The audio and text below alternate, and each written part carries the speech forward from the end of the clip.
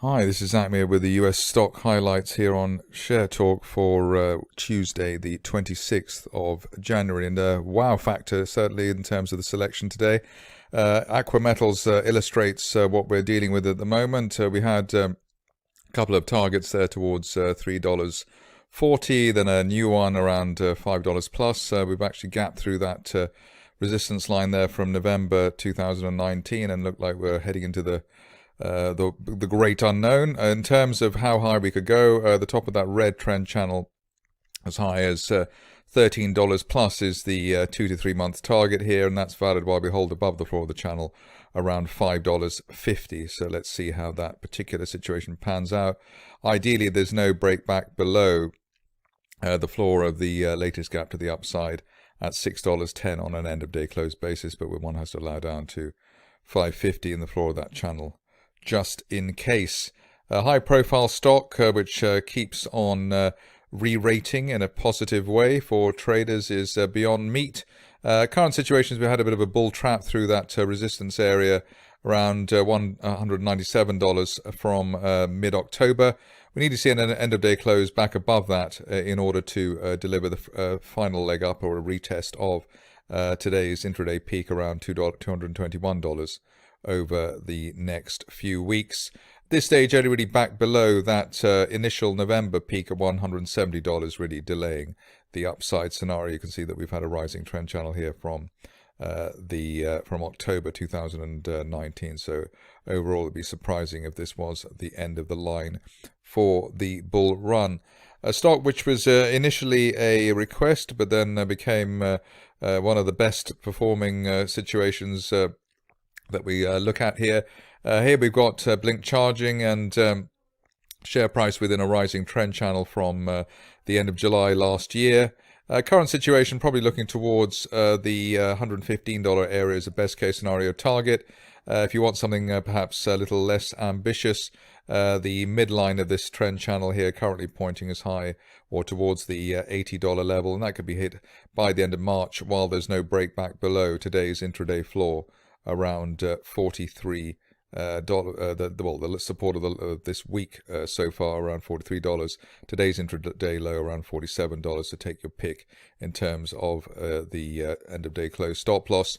Probably today's low at $46.90 on an end of day close is enough, but one might have to allow down to $43 just in case. But $80 there hopefully over the next couple of months for Blink charging. The stock that seems to have driven everybody crazy at the moment is GameStop Corporation.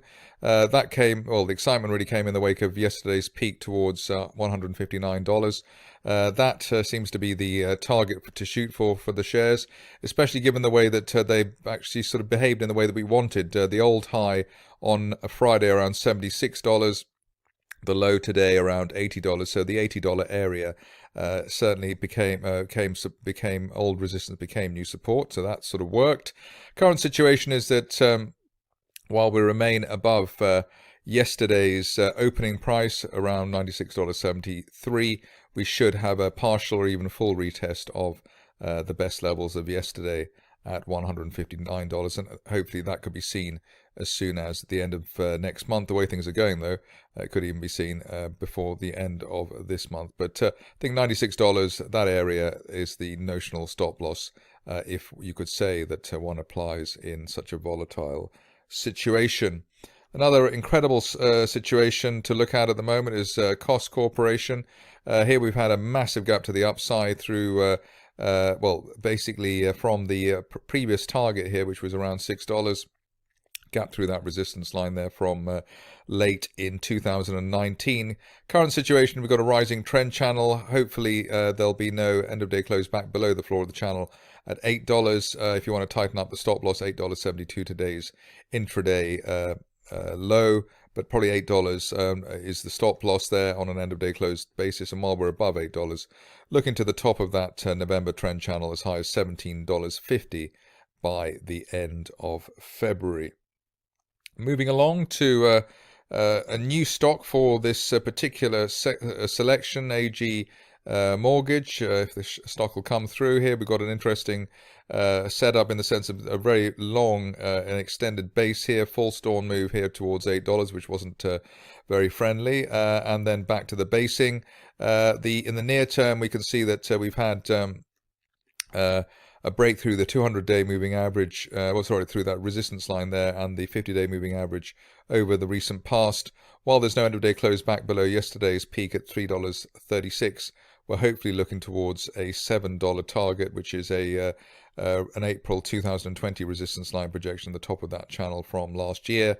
If you are cautious, you wait for an end-of-day close today above $3.85, which we are rather close to at the moment, but above that on an end-of-day close basis or a weekly close, if you're more fussy, should or could take the shares of AG Mortgage Investment Trust up towards $7 by the end of March.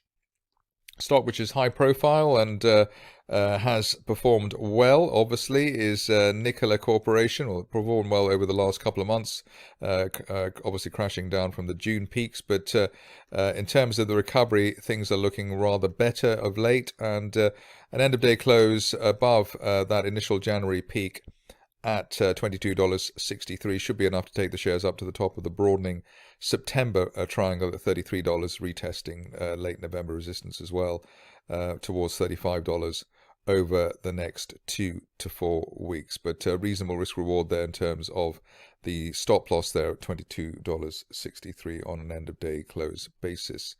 Next up, a stock which I've looked at recently and seems to be gathering momentum, Oxbr holdings. Here we've got, hopefully we'll get an end of day close above $3.54 today, and that will give us a retest of the old resistance line, top of the rising trend channel from last year through $5. Above $5, obviously, we're looking for and hoping for as high as the September peak in the $9.60 area. And that could be seen over the next 1 to 2 months, so penciling in the end of March. At this stage, only really back below the initial January resistance at $2.80, really delaying the upside scenario.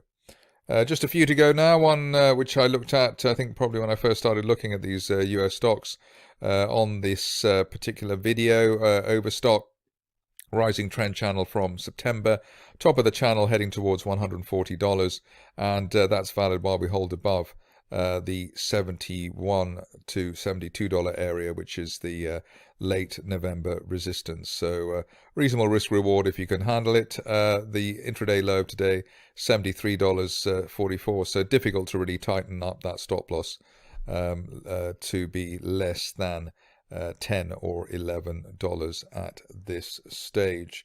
Moving along to a stock which I covered very recently and behaved very well. Here we've got Orbital Energy. You can see that the stock hit the top of that rising September price channel through $10.50. Current view is that at least while we're above yesterday's intraday high at $8.70, we could still head as high as $12 and the top of that September channel as soon as the end of next month. In fact, only really back below $6 in the floor of that channel from late last year, really cancelling the upside scenario for Orbital. I know a lot of people are fans of the following stock and has had a good fresh leg to the upside over the last few sessions. Beautiful move there late last week, and the view at this stage is that the longer we stay above the initial 29, well, what was that level, $33.50 peak from the end of November on an end of day close basis or a weekly close basis, the greater we have, the greater the chance of a move towards $45 or even $50 by the end of next month, which is the top of the September price channel. So above that $33.50 area, looking pretty smart for Pltr technology at the moment.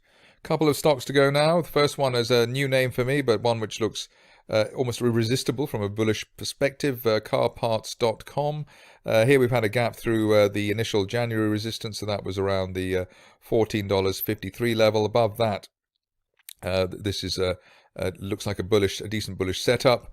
Hopefully today we'll get an end of day clearance of the initial December resistance at $17.29, and the longer we can remain above that particular level, the greater the chance of a move towards the $30 to $32 level, which is that May 2020 resistance line projection. That could be seen as soon as the end of next month for car parts.